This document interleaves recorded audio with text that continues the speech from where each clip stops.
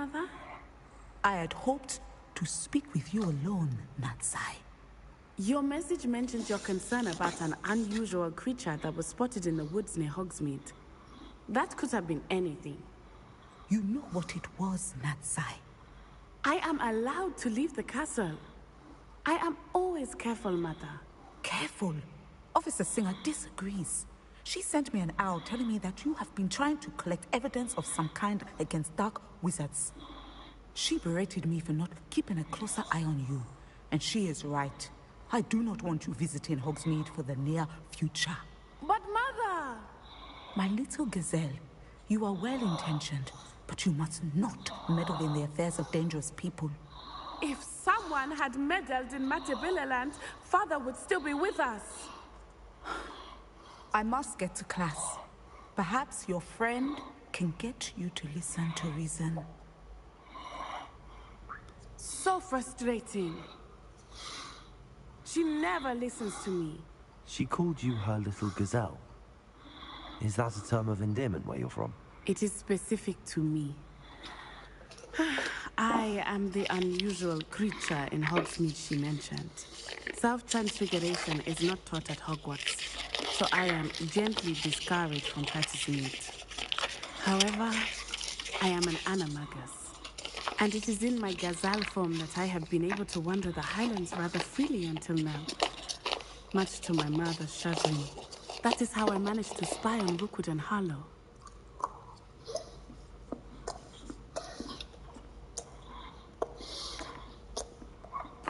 Were you born an animagus, or did you learn to become one? Animagi are not born. The process is quite elaborate. It involves holding a mandrake leaf in one's mouth for an entire month, then placing the leaf in a crystal phial so that it is imbued with moonlight, then adding one of your own hairs. And that is just the beginning. Self-transfiguration is common among students at Wagadu, but Professor Weasley considers it much too dangerous to teach at Hogwarts. Can you choose what form your animagus will take? Oh no, a person's animagus form is determined by their personality. My mother is convinced that my form is a gazelle because I adapt well to any situation. I believe it is because I can sense danger and keep my wits about me.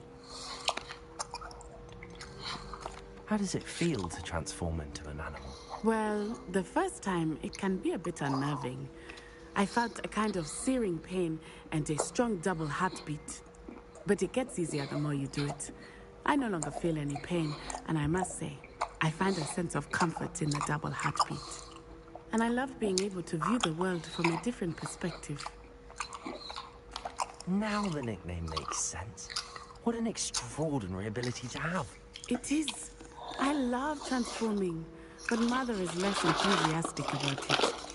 She says that no creature, especially one as rare as the gazelle, should be bounding about where poaching has become so prevalent. She claims that she has foreseen tragedy befall me in my gazelle form. But she has used her sight to control me too many times. I no longer believe it.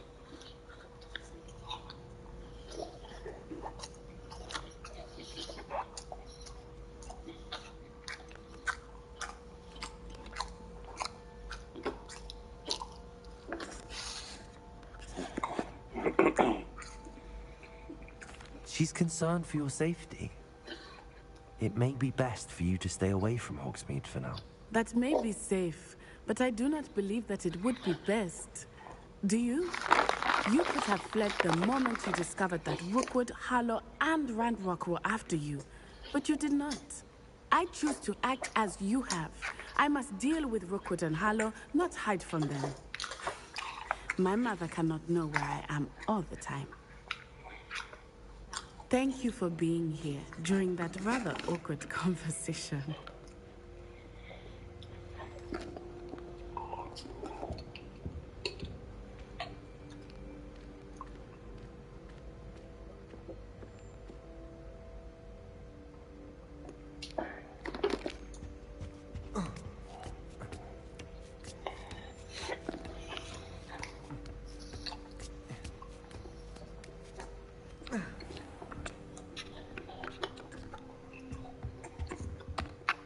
Professor, could you tell me how you and Natty ended up at Hogwarts? I can. That is an easy question. We are here because of Professor Weasley.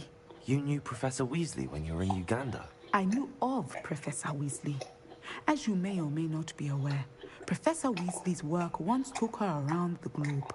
Without providing detail that is not mine to share, I can say that she was well known in our wizarding community for, well, sharing magical knowledge between countries.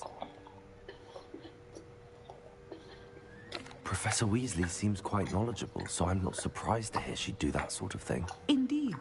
Although I suspect there is much about each of your professors that would surprise and impress you. Such exchanges of information, ministry sanctioned or not, have occurred for centuries. It was an African sorcerer, in fact, who shared the unlocking charm with a certain wizard from London. A thief, rather unfortunately.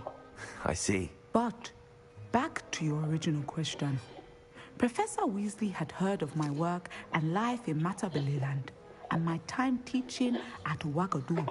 She was deputy headmistress at Hogwarts by then, and when the position of divination professor became available, she contacted me. Her timing was perfect. I had just foreseen a change in Nat's size and my circumstances and knew that we needed to leave Uganda. Natsai was as ready as I was for a new adventure. So, off we went. Natty's spoken of your move. She was quite kind to me my first day here, in charms. That sounds like Natsai. I'm glad she has found a friend in you. Now, I must return to my work. As I've told Natsai, do be careful. I had a vision earlier this year of her with a friend, flying on winged beasts. Perhaps unsurprisingly, she will neither confirm nor deny my visions, unless it suits her.